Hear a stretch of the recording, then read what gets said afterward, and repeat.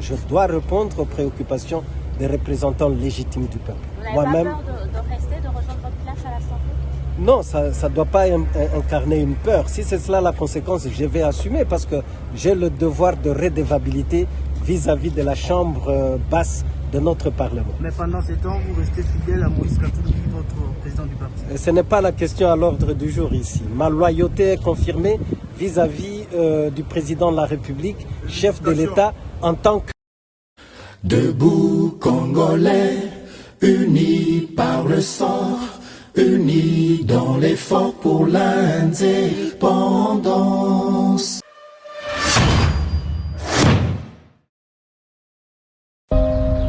Nous devons ensemble avoir conscience que nul autre que nous-mêmes ne viendra sauver notre nation et que cela exige de chacun de nous une mobilisation tous azimuts.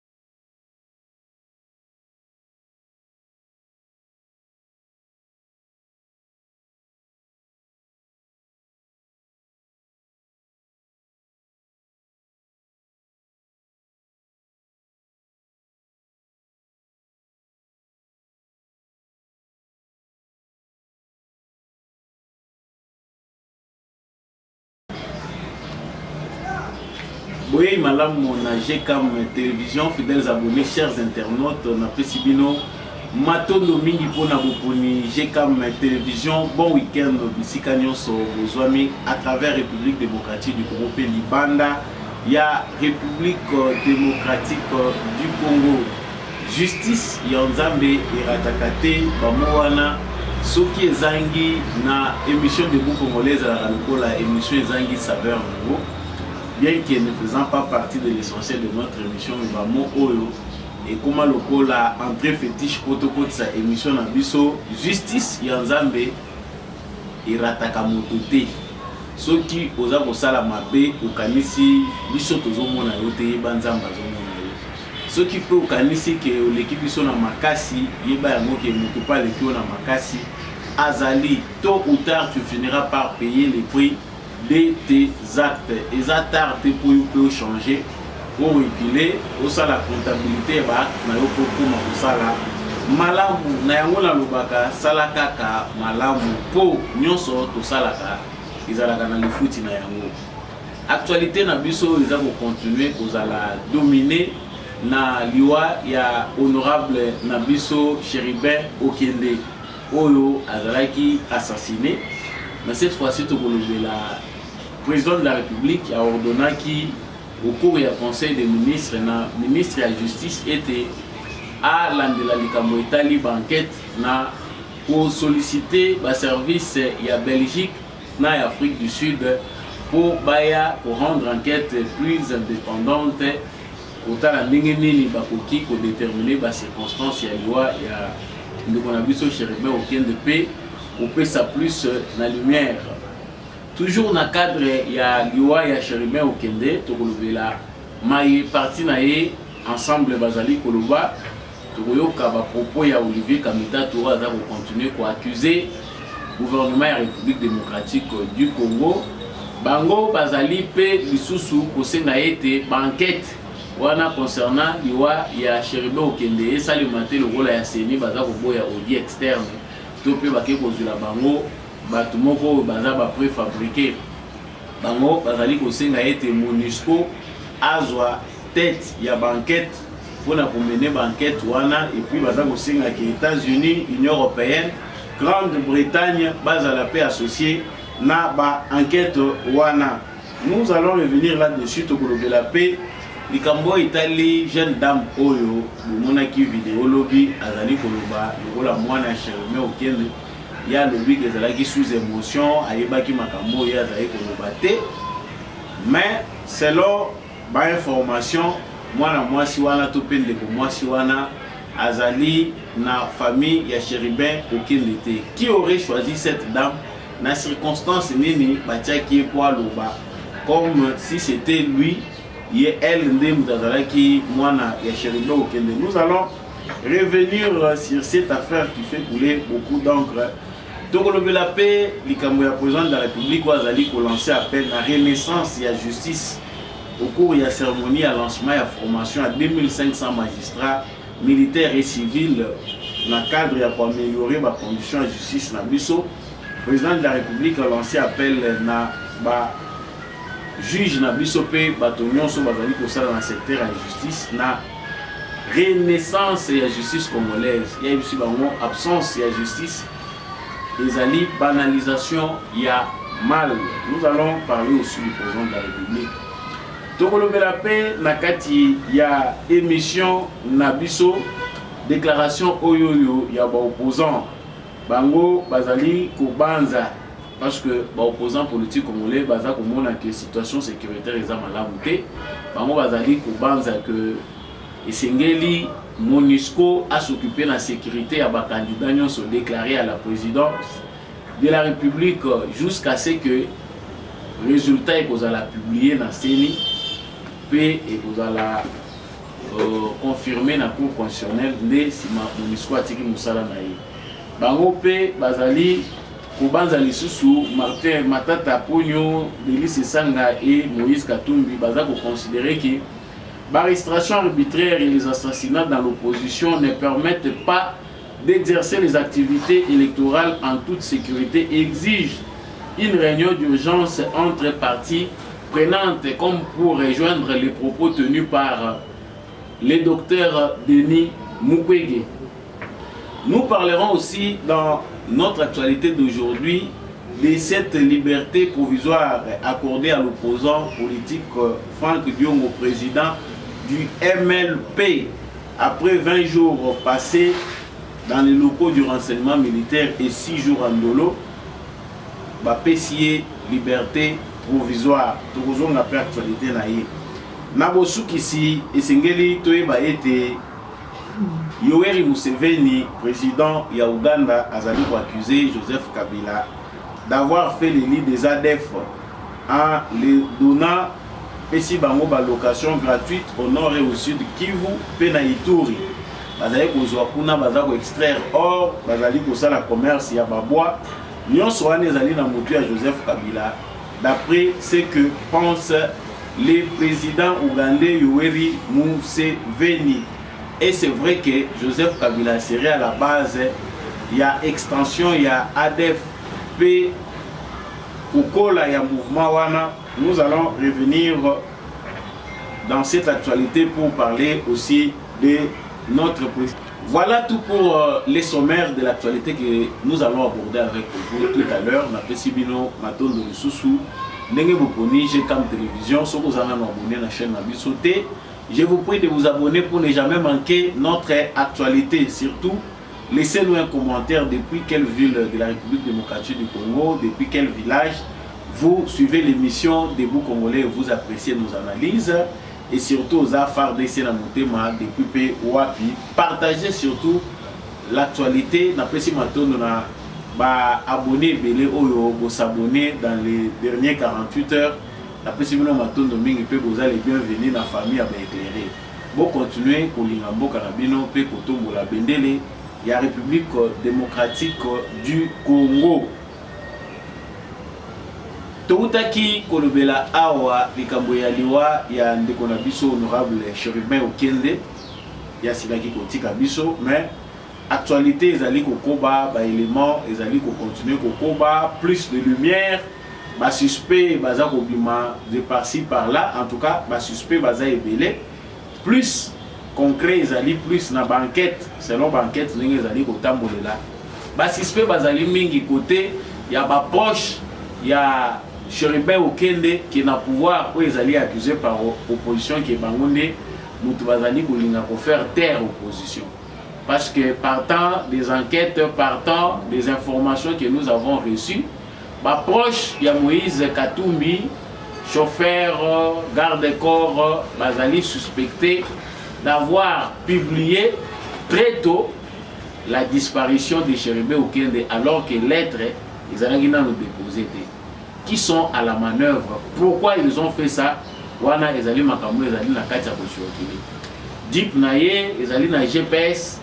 Pourquoi le garde du corps na tongo nde azokende ko découvrir Deep, et puis ye nde mutaza na cour constitutionnel, ye nde pe mutu baza ko trouver na lieu ya crime.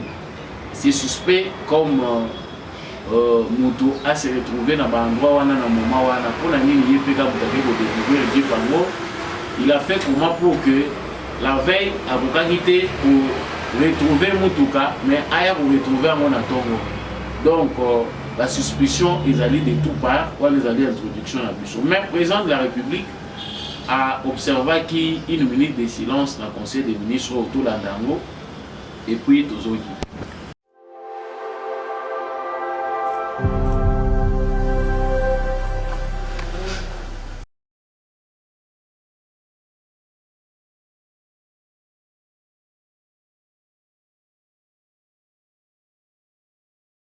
Bonjour tout le monde. Je vais vous prier de rester encore un peu debout et de nous recueillir un petit instant en mémoire de l'honorable Chérubin Okende, que vous avez très bien connu, qui a siégé avec nous dans cette salle.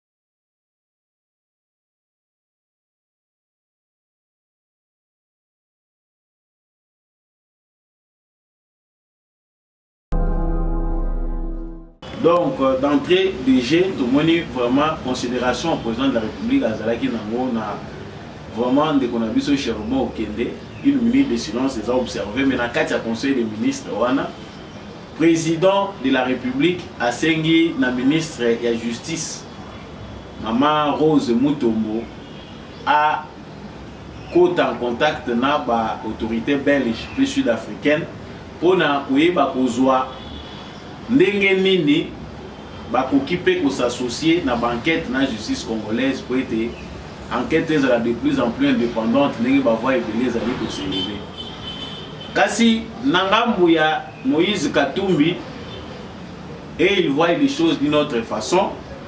Bazali na confiance ya pouvoir en place te balingi te makambo esalema na lolenge oyo pouvoir en place basalaki ndenge seni asalaki pona kokende kopona batu na bango moko pona ko auditer seni.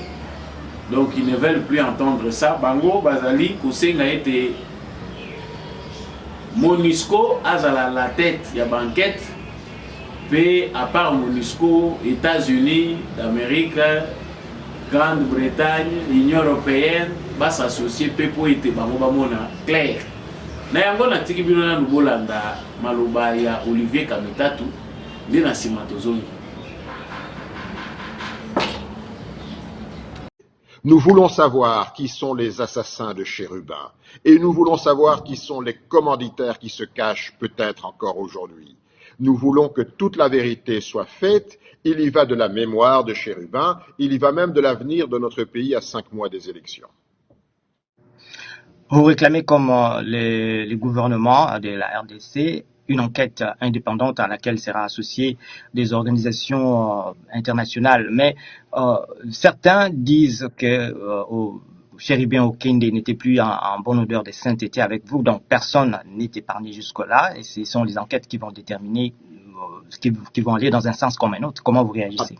Non, je vous interromps tout de suite, Vous voudriez dire que ensemble aurait assassiné Chérubin Okende qui ne serait plus en odeur de sainteté avec nous. Il faut arrêter avec ces extrapolations, c'est nauséabond. Dans un État, c'est les armes. C'est l'État qui contrôle les armes. Si l'État et le pouvoir du président Tshisekedi dit tout contrôler, alors c'est qu'il est commanditaire, parce que c'est eux qui tiennent les armes. Ce ne sont pas les opposants qui ont des armes. Mais si l'État et le pouvoir ne contrôlent rien, alors ils sont dangereux. Nous voulons que toute la vérité soit faite. Nous ne voulons pas une enquête, un simulacre d'enquête. Nous ne voulons pas que ce soit des enquêteurs choisis Comme le gouvernement aime choisir les auditeurs de son fichier électoral entre des amis, nous voulons une véritable enquête. Nous en appelons à la MONUSCO, nous en appelons aux États-Unis, nous en appelons à l'Union européenne. Tous les partenaires qui disposent d'une expertise technologique, humaine, matérielle, pour identifier comment se sont déroulées les dernières heures de la vie de Chérubin, notre ami, eh bien, nous serons apaisés quand nous aurons identifié les assassins. Il ne faut pas verser dans les pures affabulations qui sont totalement nauséabondes.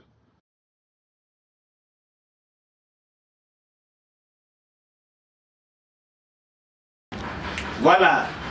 Na ndenge bouti kolanda wana Olivier Kamitatu azali ko fustiger pouvoir en place, azali ko se défendre, azali à la défensive par rapport ya ba propos ya ba ndenge bazali koloba ke Chérubin Okende abomami na parti na yemoko ensemble, les relations n'étaient pas bonnes au sein d'ensemble ya Moïse Katumbi ma ya miso tozali komona eza ba larme ya crocodile mutu soka akufi famille na ye balingaka bazipa ba rancune to pe ba problème mo bazalaki na entre bango.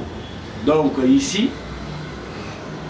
Olivier Kamitatu comme les autres leaders oyo ya opposition Moïse Katumbi, Martin Fayulu bango baza kosenga que ezali malamu MONUSCO azala la tête en dehors ya MONUSCO il faut États-Unis, Grande-Bretagne, mais agitation ya modèle oyo pe quelque part ba Congolais bazala na objet ya komituna ba question pays moko ekokite to mibale ekokite MONUSCO, États-Unis, Grande-Bretagne, Union européenne. Nous avons kolakisa que maintenant eza bolingo mingi ya Chérubin Okende. Donc expertise na pays moko to mibale ekokite, il faut toutes les organisations communauté internationale s'associer pour na mener ba enquête. Le gouvernement de la RDC s'est arrêté à la Belgique et l'Afrique du Sud, banqueteur Bayape, Basala Moussala et Longona, gouvernement congolais, parce que le gouvernement congolais peut n'a pas la bouée et l'eau est bombamité. Jeep naye, parcours naye, nango ezali traçable. Par renseignement, par information, oyo garde corps naye a Pessi, suspicion, oyo ezali ko peser les colons naye et ko pousser banquette ezala de plus en plus approfondie.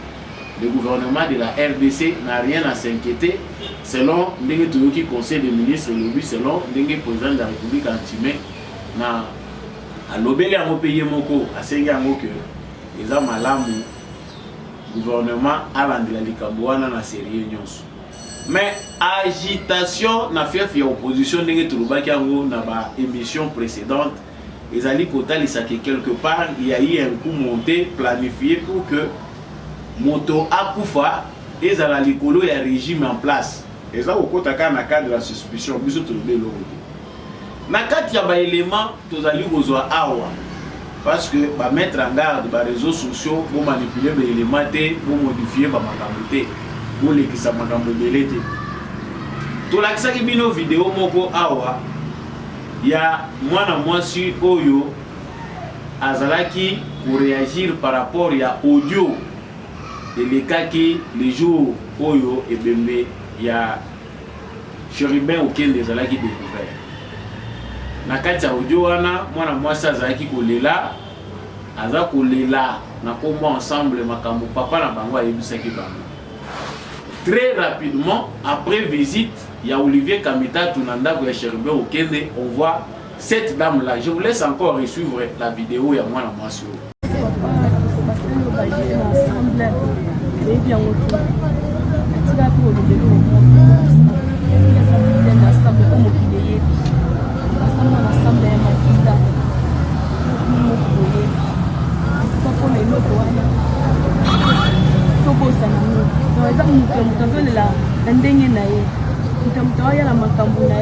Mais normalement, au cas de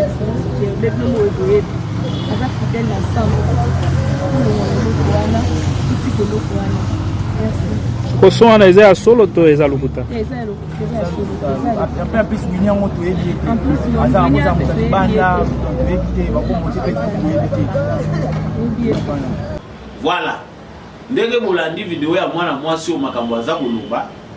La plus grande surprise que nous avons, c'est que la jeune dame que vous avez vue dans cette vidéo, elle s'appelle Magin Kos. Internaute qui est pour réagir dans le cadre de la famille, il y a Chérubin Okende Bazala qui est étonné. Les photos que vous voyez, c'est des photos qui sont tirées dans les réseaux sociaux. Parce que jusque-là, il n'y a aucun démenti. Batoubatuni, ndenge bayebelier azali te ko zala ko appartenir na famille à Chérubin Okende. Qui l'a recruté pour na nini na circonstance nini salaki ke aya na bana mibalo bazana sima to yebite baza ba maître to banani aya pona ko ya ko démentir audio wana. Non, ezalaki ngai mutu nazaki na kati ya video wana e audio wana nga muna bandai kolela mutu na mutu azana façon na ye ya kolela toza bien en partie ensemble. Qui avait recruté cette dame? C'est aussi bah élément mususu to ko banaliser parce que ça n'a aucun rapport avec ce que la justice recherche, mais ça aussi ce sont des éléments importants au pays. Qui est cette fille? Au nom de qui? Nani Atinda qui a engagé famille? Pourquoi il est venu? Parce que famille ne faut pas démentir à nous. Mouto Alelaki. Mais aïe ko démentir Awa qui lui avait instrumentalisé. Qui l'avait instrumentalisé pour Aya Kobima au nom de la famille, non ils allaient sous émotion. Ah bon? C'est que Yépe Moutalelaki au départ, ce qui a l'élaki, quel est son lien avec la famille? Parce que d'après les informations que nous avons, elle ne fait pas partie de la famille. Batoubaza pour encadrer, Nassima, vidéo, tout est planifié. Pour Aya Oloba, notez, c'est que quelque part, en suivant ce qui se passe, ensemble pour la République, baza pour se sentir coupable, baza pour sentir que ma propos est vrai, il fallait pas effacer yango, yango baluki moyen pour ça la démentir. À la recherche à pour ça la démentir, baki pour recruter moi la mwasi wana batieye, non, te makambo wana biso to yebi yango te, nous faisons biso to qui bien ba relation na ezaki malamu na ensemble. Non. Ce n'est pas un secret, ekobi makaka. Les relations n'étaient pas bonnes. Chérubin Okende Azala qui vit comme quelqu'un qui est espion et Tshisekedi. De par ma déclaration na yé tant Bazala qui na union sacrée. Parce que pour Katumbi, il fallait que bateau ensemble Oyo Bazali na kati ya gouvernement ba jouer à double jeu. Mais Chérubin Okende, comme je vous laisse entendre cette vidéo, il était parmi les gens au Bazalaki au premier plan. Oyo Babundi, pour la makambo ya union sacrée, il soutenait les chefs de l'État. Je vous laisse suivre cette courte vidéo et puis nous revenons. Je dois répondre aux préoccupations des représentants légitimes du peuple. Vous n'avez pas peur de rester, de rejoindre votre place à l'Assemblée? Non, ça ne doit pas incarner une peur. Si c'est cela la conséquence, je vais assumer parce que j'ai le devoir de redevabilité vis-à-vis de la chambre basse de notre Parlement. Mais pendant ce temps, vous restez fidèle à Moïse Katumbi, votre président du parti. Ce n'est pas la question à l'ordre du jour ici. Ma loyauté est confirmée vis-à-vis du président de la République, chef de l'État, en tant que... Voilà. La plupart il y a des gouvernement où bazalaki obéir na ordre ya Katumbi, bazalaki na politique moko ya bicéphalisme. C'est-à-dire un peu comme la coalition FCC cash. Oza otoyo oki ko pesa ba rapport kuna ozo zo ba injonction mususu ndenge ba kabiliste basala ki biso. Le Chérubin Okende a dit non, confiance oza na moi en tant que lui, chef de l'État na biso eza Félix Tshisekedi. Ça c'est pas quelque chose que le président d'ensemble ba tebele bazaki fidèle na Katumbi bazalaki prêt à entendre. Et puis ndenge zo continuer ko lobamaka. Quel intérêt pour Félix Tshisekedi de tuer Chérubin Okende? Chérubin Okende Félix Tshisekedi a Kobomaye pourquoi? Et pourquoi seulement lui l'ensemble bakende kopona Chérubin Okende pourquoi? Bandeko nangai ba question simple toza ko se poser, ba réponse pesa simple. Loin des enquêtes, loin des analyses, loin ya ba logique et belé to ko bakisa likolo, c'est simple de découvrir. Tshisekedi va tuer Chérubin Okende, oui, c'est possible. A Kobomaye pour azwa nini? Pour azwa base ya Chérubin Okende. Pour fragiliser Moïse Katumbi. Si Félix a des problèmes avec Chérubin Okende, Salomon Kalonda est entre les mains de la justice. Nous autres continuer chaque fois dans l'émission comme le la Nzembo. Ba mususu petit sikoyo baza ko lobate ba ko solité loko mokote ba baza ko mituna président et jeunesse ensemble azaka na mboka oyo to aza en exil azolo de loko mokote voilà yezo yo kanate ba cadre mususu ensemble baza kimia baza ko de lokote. Le danger est là. Nous ne faisons qu'avancer parce que ici banquette est établir parce que bato baza spécialisé dans banquette tango ba ko sangisa ba élément nyonso mona ke makambo tozoloba. En avance, pas mbaté. Nous connaissons les méthodes. Il y a opératoire, il y a moutouna moutou. Tu sais que des côté là, il pas mbaté. Tu sais qu'il n'a pas intérêt à tuer quelqu'un comme ça. Parce que c'est à sa défaveur. Après 4 ans, il y a rien de 5 ans. Il est favori comme candidat président. Parce que ma sondage, c'est visible à l'œil nu que Félix Tshisekedi n'a pas de concurrent, n'a rien opposition. En dehors des mensonges qu'on est en train de nous monter, pour nous présenter Bisso Tshisekedi sous un mauvais jour qu'il est, dans la position n'importe qui peut battre Tshisekedi. Ce sont des propos que n'importe qui peut tenir lorsqu'il est payé. Mais nous savons aujourd'hui, que ce soit en Occident, que ce soit à l'Orient, que ce soit ici, chez nous, nous savons que Félix Tshisekedi n'a pas de concurrent valable. Donc pour boucler cette affaire, il y a Chériba Okende. Nous allons dire que quelque part, tous à Babantou, tous à la paix silence, peut un moment où il mourait à Kéi, et ça la paix malam. Le vrai coupable, il s'agiter mine. Mais les éléments où ils allaient en possession de la justice, et qu'on sa vérité. Nous ne pouvons pas bloquer la vérité à Wazate. Alors pourquoi agitation et Zamakasi n'a pas communicateurs ensemble? Pourquoi il y a trop d'agitation? Babomi, Basalibo, ils ont accusé Moutou alors que Moutou a présenté ma fait soit attendu en haut. A Fongoli Péport à lobby banqueteur Boya. Soyons sérieux. Le président de la République a qui face Yaba magistrat et belé avant tout le chapitre wana parce que awa ba candidat nyon so ba commune insécurité. Bande ngona biso ba opposant ba sangana ki ba sali déclaration na bango par rapport ya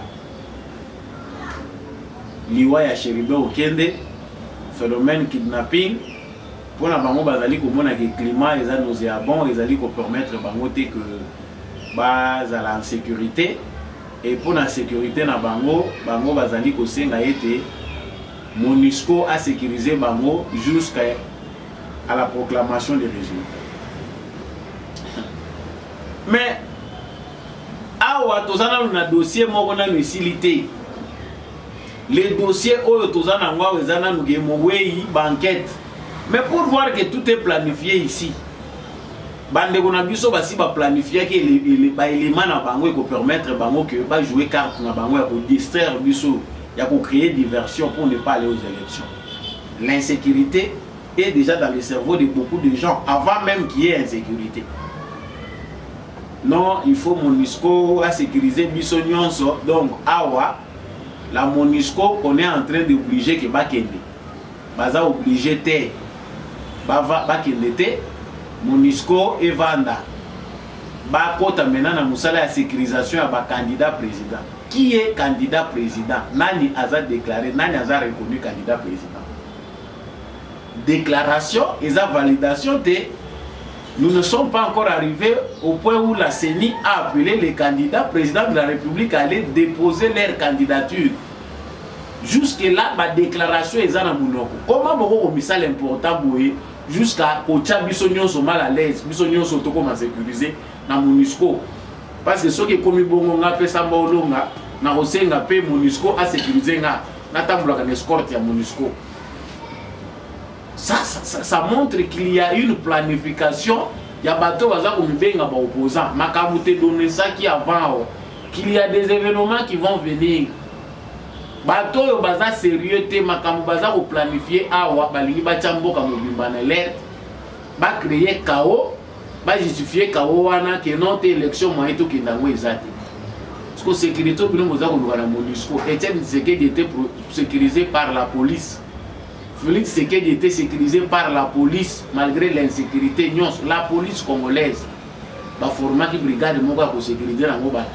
Logo la bino, la bino a besoin de créer image Yamabé. Et autant de que voilà, l'opposition est en insécurité. Il faut maintenant faire appel à la MONUSCO. Donc MONUSCO a étudier combien d'hommes il faut pour chaque candidat, déterminer pour protéger Bango. Biloko yo, Denis Mukwege sa bandaki yango. C'est faire important, s'attirer la sympathie des médias. Kulukandenge nini ya kwa tirer batu ba mona ngai pe ke naza koto je suis en danger. Ba pe sur la police té, ba pe sur par DCT na lingi MONUSCO. Suka nango tout moni ba commando américain. C'est un scénario monté, planifié par cette opposition. Mais plus loin ici, Matata Ponyo, Sesanga et Katumbi considèrent que les arrestations arbitraires et les assassinats dans l'opposition ne permettent pas d'exercer les activités électorales en toute sécurité et exigent une réunion d'urgence entre parties prenantes. Bandeko na ngai lelo banalise eza milaite toza weekend. Lobi boyokani ba propos ya Denis Mukwege. Ba propos ya Denis Mukwege, malgré condoléances, tozo senga banquette ceci, il est allé droit au but na objectif na bango. Tolingi ba partie prenante nyonso société civile tout ça, to sangana poto peta topé sa réponse. Réponse beaucoup pesa na Tshisekedi. Réponse beaucoup pesa na nani. C'est-à-dire pour Denis Mukwege na bato baza ko bibenga ba opposant, les coupables c'est Tshisekedi.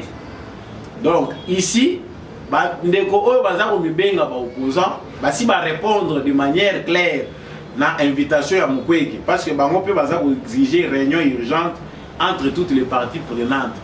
Déjà ici, il voit déjà que l'élection est zaté. Tolobaki makambo yo ke kla oyo, planification ezali que les élections n'aient pas lieu. Ba élection et ça les maté. Que les élections n'aient pas lieu, bango bazana carte na bango outre les élections. Denis Mukwege lobi bango pe ba répéter lelo. Bazaboloba toujours les mêmes propos. Tout sangana, tout solola, arrestation arbitraire et l'équipe, assassinat et l'équipe. Ah, basangisi maintenant avec la arrestation arbitraire, batina assassinat na kati. Déjà, ils ont déjà conclu que c'est un assassinat. Bango déjà bazana banquette, basi déjà ba péché conclusion. Ce sont les éléments où bango bazaki nango besoin pour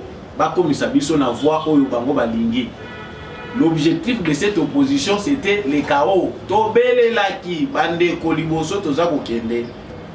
Boye ba déjà kotala. Eza facilité. Bato yo bazali na carte na bango préparé. Maintenant on comprend qui est le candidat. Pour ça la fait candidat. Denis Mukwege ça la fait parti politique parce que ici on sent que vous êtes avec lui. Au lieu de se cacher derrière la société civile, laissez la société civile faire son travail, si elle existe réellement. Quand on a un politique, bon sangana bango bosa le logo est clair. Agenda politique bazalaki nango ko irataki. Denis Mukwege était parmi les candidats à troisième voie, transition sans Kabila.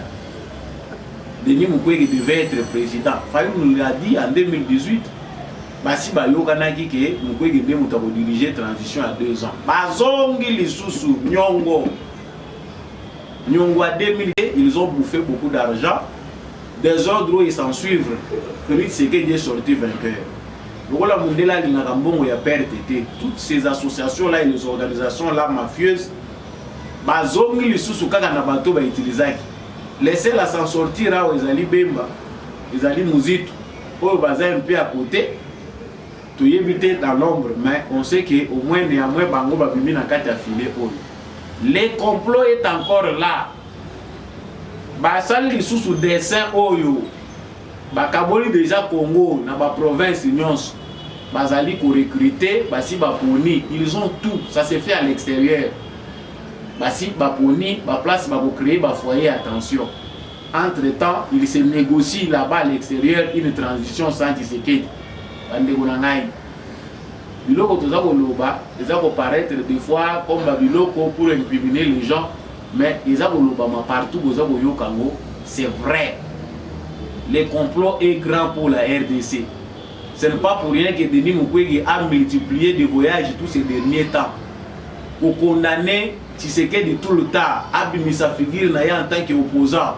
Uzongia wanaba commando dans insécurité. Insécurité, ils ne sont pas les seuls à créer cette insécurité. Cardinal Fridolin Ambongo a annoncé des parents. Kaka dans le vide, yo moko za monoko suku za koloba nyonso kiya ozongi ozongi non, je ne me sens pas en sécurité. Tu évites ce qui est parce que nous pour protéger. Mais nous savons que cette insécurité est déjà planifiée dans le bateau Bayebani. Les cardinals étaient parmi les premiers à crier je ne me sens pas en sécurité. Ah bon? Aux autres se sentir en sécurité, tu es monté à Molaka, aux autres matosa koki. Tu évites à comment sécuriser n'engeni. Voilà tu évites. Batiela qui va caméra cachée aux autres Molana nini tu évites. Donc pour terminer ce chapitre, ma élection, c'est vrai.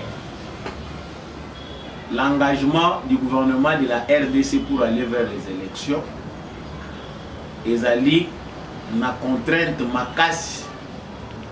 Ici j'ouvre une parenthèse pour boyoka ba vérité. Félix Tshisekedi est très combattu par la communauté internationale. Même au sein de la communauté internationale, ils sont en train de planifier que les élections n'aient pas lieu. Basi ba bongisi ba carte na bango, ils ont mis les moyens à disposition. Ba bengi Mukwege, yaka na France, yaka na Belgique, ba yambiye en privé wa Emmanuel Macron yao. Nana kutani na Félix Tshisekedi était président de la République, mais ayambi na Mukwege en secret. C'était possible d'aller rencontrer Félix Tshisekedi et puis venir recevoir aussi même de manière officielle Denis Mukwege. Mais le rôle bazaki na agenda na bango ayambi na muto azomona priorité place intérêt za clair. Ala babombi yango pour ba annoncer ngo te ko ya ko vexer gouvernement Félix Tshisekedi après que okuta na président. Après la suite était connue. C'est leur candidat. Le plan il y a Fayulu qui aujourd'hui est fini ici et Sili. Ils ont déjà basi basaleli. Maintenant, ils doivent nous présenter quelqu'un d'autre. Oh, bah ça pour ça la publicité Mikolo na ba chaîne na bango. Chers Congolais, l'air est grave. Nous savons que nous prions beaucoup Dieu. Dieu nous écoute aussi. Mais nous devons changer notre attitude, nous devons être vigilants. Mais il faut que un engagement patriotique, se montrer unis face à cette menace, face à ces complots. Complots ici, tellement monnaie qu'ils vont nous inventer des choses ici. Les gouvernements de la RDC, n'importe quelle sécurité que vous la tête, babattre la yomoko. Tant que je renchéris na kenenango na lumbango parce que na lubaki na bino gelelo. Donc il y a un autre que tous à la côté les mains. Chapitre Oyo eza facilité. Félix Tshisekedi déjà ça ici ba magistrat. On a les cambo renaissance et la justice. Mais avec la corruption, il n'y a pas de renaissance là-dessus. C'est une vision président de la République qui est mon passé à reconnaître que justice est un obstacle parce que chaque mingi a moni na ba changement nion soit qui a apporté à moni clarté. Suivez d'abord le président de la République et puis nous regardons. Comprenez d'une fois pour toutes que, fort de ma patience, je lance un appel ultime à la renaissance de la justice voulue et attendue de tous, une justice qui assure et rassure, particulièrement en cette période charnière de consolidation de notre jeune et précieuse démocratie.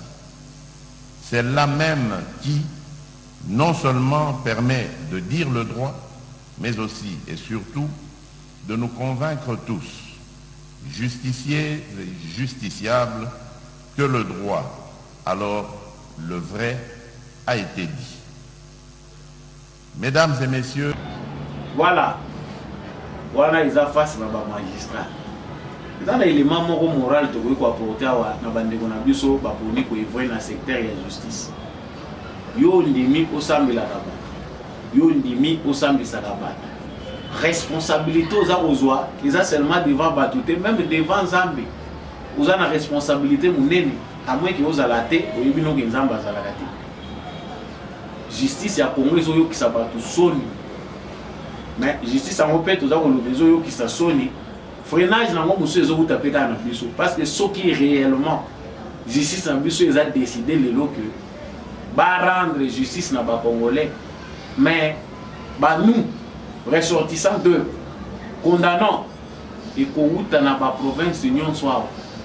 Sauf que justice à Congo le est décidé battre ma boue na moutunion so oyo azali koto ça veut côté je vous dis Congo est bonina parce que en quelque sorte biso moko ba congolais tous allez participer na défaillance à justice na biso. So qui justice elingi ko meka ko lamuka muke pona ko lunga ko landela dossier moko songolo pakala ba nous et bibi. Nous-mêmes nous avons détruit notre justice, nous-mêmes nous allons quoi moindrir injustice na biso. Mais c'est le pouvoir, c'est le gouvernement de Bazali na devoir il y a qu'on s'imposer. Tu veux dire que la justice a commencé sur l'ingé salamala, ça ne sera pas sans dégâts. Hein? Et vous allez sans dégâts.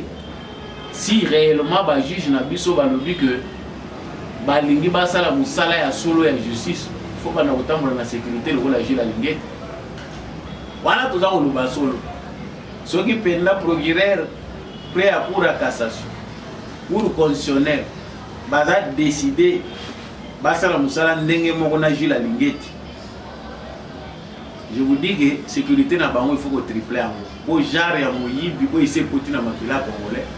Nous sommes toujours condamnés à un niveau moko. Mais nous sommes toujours faire partie de la chaîne. Il y a mon président de la République à lobby justice, ce qui est athée, en tout cas, il y a banalisation et amabé. Il faut un magistrat, basser l'effort, il faut nous saler.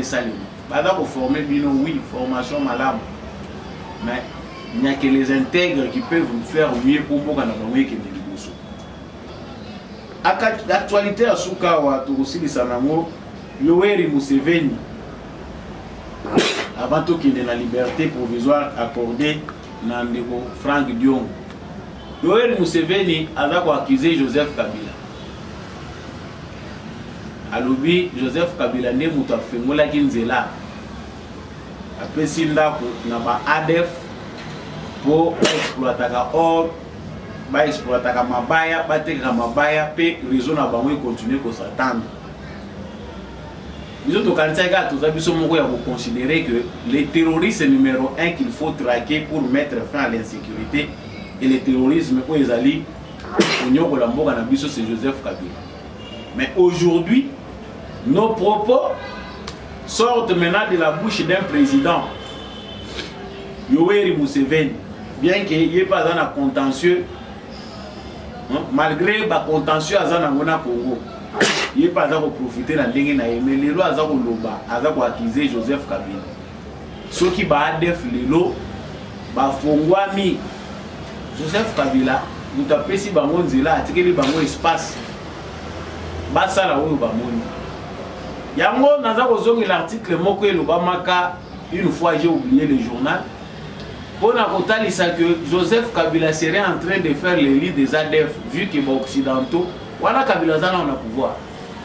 Vu que les occidentaux ont poussé vers la porte à sortie, Joseph Kabila serait lui-même en train d'entretenir l'insécurité, à créer un réseau. Tant que vous soupçonnez que Al-Qaïda est à la porte du Congo, Kabila se sentant fatigué. À Monique Batoyo, non, il faut natiquer l'eau au mon corps. Na créé réseau moko. Donc extension ya ADF ndenge toza ko benga ngwa. En quelque sorte, ils ont un réseau entretenu aussi par Joseph Kabila lui-même. Ce n'est pas pour rien que tu as ONU pour visiter Joseph Kabila. Il y a des liens sérieux. Il y a terrorisme au Ezali Kosalemana Est à Congo, na Joseph Kabila Yemo. Il entretient cette insécurité là. Faire qui s'est propagé à les dernières années na Kolongwa na pouvoir, il a dit qu'il y avait une volonté derrière sa façon de faire, il y a pour étendre le réseau de terrorisme na Congo. Quand Kabila Wajara Mobutu, il y a que après moi sera le déluge. Yomoko préparé li à déluge. Après au commis prophète au lobby, à Bozo Benganangai, na Simananga déluge Bozala. Ça dit, ce qui est dans l'histoire, on verra que Mobutu était aussi de mauvaise foi. C'est lui qui a préparé les lits au chaos. Donc le Olanga na commis na Souka, le Ola Bozo Benganangai. Olé à ça la taba acte, pourquoi il faut ça la que Mboka etika la protéger. Il abandonne tout. Azo mettre la minoka fable après moi sera le déluge. Joseph Kabila également. L'insécurité a été encore amplifiée avant le départ de Joseph Kabila. Encore, l'ADF a été alimentée par Joseph Kabila lui-même. Yango Museveni Nazagodoba. Venez démentir, c'est Museveni qui a dit. Dengue Toyebi, ceux qui baza Benga, nani professeur à l'université à Kara. Kara aussi là. Tant qu'on sait que Yako Samba, la justice a Congo, va humiliation. C'est Museveni, nous attendons que notre sénateur a vu puisse faire une conférence de presse, répondre. Ça la conférence de presse, répondre à Museveni que Makambo Lobi, la légation na eza fausse, eza mensongère sur base aussi de faits. Parce que au bisoto moni, ils ont poussé bisoto croire na Museveni que Joseph Kabila avait une intention derrière les ADF. Donc, copie à ma baille, on doit les appeler à Kabila. Parce que ma baille, ils ont tambo, les autres qui sont dans la frontière, ils ont alimenté par ADF. Ils ont ça là qui va comme belé, va continuer à recruter, va foutre ma. Ils ont un yom tout ticket là-bas. Qui a vu ce petit kimia? Vous avez dit que ce kimia. Moi, j'en passe. Droit de réponse, vous êtes tous là. Qu'est-ce que vous avez fait des ADF? Aujourd'hui, nous avons la solution. Nabosi ici, Awa, Franck Diongo, un homme libre, sortant des locaux, il y a prison, il y a Nolo. Tout le monde vidéo, il y a poussé quelques secondes, de tout pour la Bossi.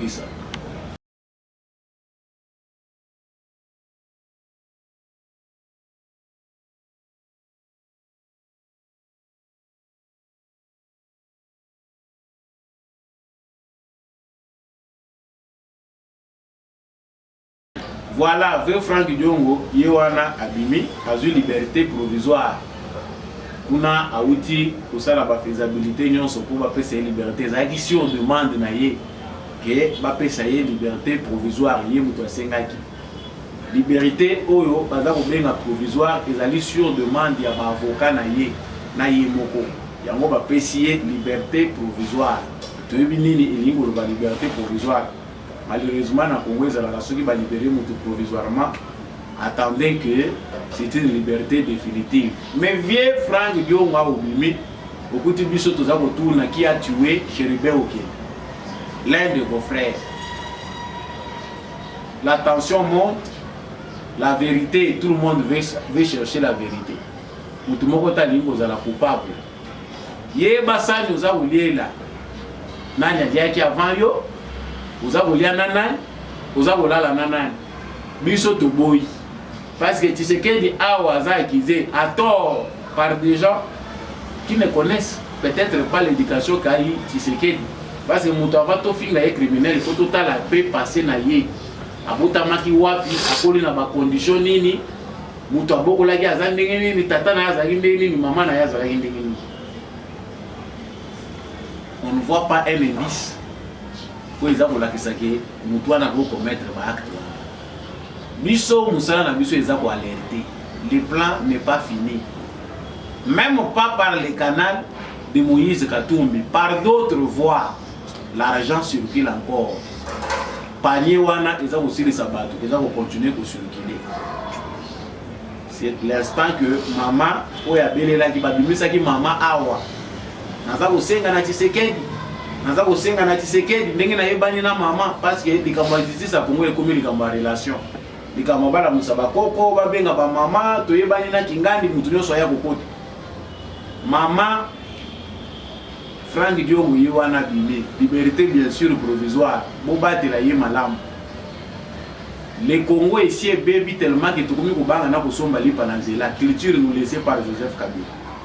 Ma pétion mission, au Kokisi Angote, ma laissez c'est la pratique qui nous a été laissée ici et comme ici Batumususu, combien invivable. Vous avez un bureau, vous avez un lenga. Vous avez un fantasme et empoisonnement, un fantasme et enlèvement. Et on a dénoncé enlèvement imaginaire. Sur base de fantasmes. Pourquoi ayebi kaza kolia bilialia azolia mbongo ya tokeli mutokite bande ko congolais mi émission Cécile mais azo suka pe conseil lia mbongo mutokina yo kumba pusu soki ezo simba te soki na bureau ba engagé ote sala bilanga mais tika bilialia madia na banda ko ba politicien ekokinde na bato belé awo l'argent sale ici ne va pas passer comme ça sans laisser des traces. Cet argent, c'est l'argent du sang. Mbongo eza kotambola, eza batu balingi kolia ngo facile. Eza mbongo ya makila ya batu. Osali baje yo pe ko emporter yo. Émission mokola lelo isili ba ebolanda ka à travers mokili mobimba. Na souhaiter bino bon week-end. Ata tension eza monter, ba information eza kitoroté, on ne peut pas s'empêcher de garder le sourire. Continuons à sourire, sourire eza ko sala ki weya ko ya VCT. Pour éliminer ba stress. Émission lelo mokola lelo esili na pesi botondi na bandeko nyonso balandinga na sud ya France pe na France mobimba bandeko bolandaki nga na Suisse na Allemagne boche boza 5 bozolanda samba olonga merci mingi vraiment ya mingi nga na lobité ya mingi eza pe na bongo na bino bo continuer ko partager yango tout en étant patriote to bomana te parce que toza na ba divergence ya opinion to bomana te parce que ba point de vue ezali ko balana te to garder bolingo na biso pe unité Congo a besoin. Merci mingi na équipe technique qui accompagne qui à chaque côté émission Oyo et comme on a bino. Merci Père l'apôtre Gérard Kabeya, bon week-end dans l'homme de la vérité des urnes de Jean de Balana, bon week-end à maman Bill Bilonda, maman Lisette Mobendou et bon week-end à papa Boniface Mpunga, pour Naboussouk ici et à Lelu Dilebo, papa Freddy, Ngwama Bandekwa Idebo. Bosunga ndeko na bino wana po ete azali candidat na bino koyebi malamu koleka ngai na bino to suki wana tomonani na émission oyo ezali kolanda.